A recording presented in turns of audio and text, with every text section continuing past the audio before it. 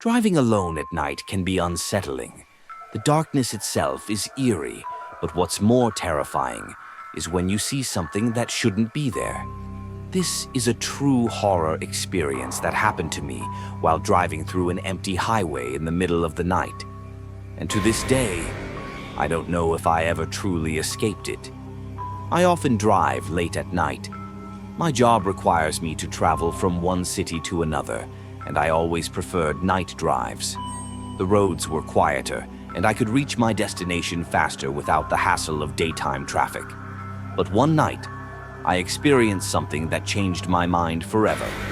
It was around 2 a.m., and I was driving on a long, isolated highway that stretched for miles between two small towns. The road was eerily empty.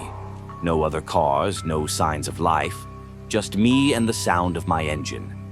I turned on the radio to keep myself company, but within seconds the station turned to static. I switched channels trying to find a clear signal, but every single station was the same, just a low, crackling static noise. A strange chill crept up my spine. I wasn't superstitious, but something about the complete silence of the road and the malfunctioning radio made me uneasy. And then I saw him. At first, I thought my eyes were playing tricks on me. But as I got closer, I realized there was someone standing in the middle of the highway. He wasn't moving. He wasn't trying to cross. He was just standing there, facing me. I slammed on the brakes, my headlights fully illuminating the figure.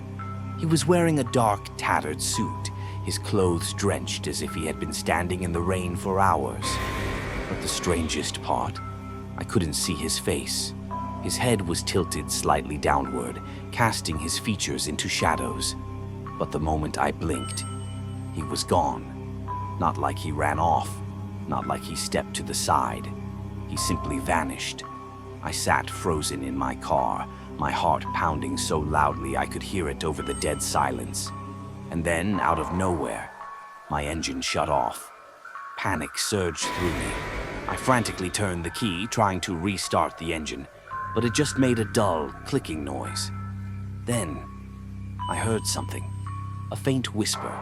It was coming from inside my car. My blood ran cold. Slowly, I turned my head toward the passenger seat. Nothing. But when I glanced into my rearview mirror, there was a figure sitting in the back seat. I spun around, but the back seat was empty.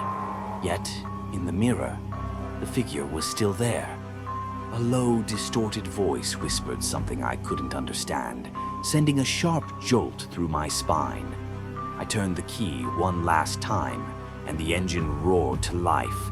Without hesitation, I slammed the gas and sped off. I kept driving, my hands gripping the wheel so tightly that my knuckles turned white. I tried to convince myself that I was just imagining things, that I was just exhausted. But then, in the distance ahead of me, he was standing there again. The same posture, the same tilted head, the same dark suit.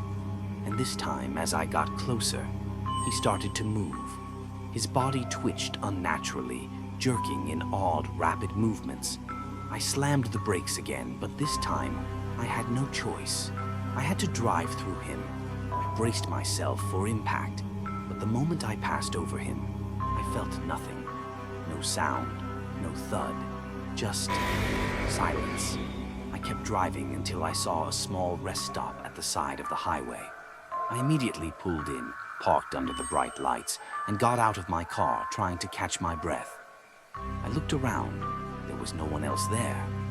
But then, I saw something on my car window, a handprint. It was large, smeared, and completely black, as if someone had pressed their hand onto the glass and dragged it downward. That's when I heard a voice behind me.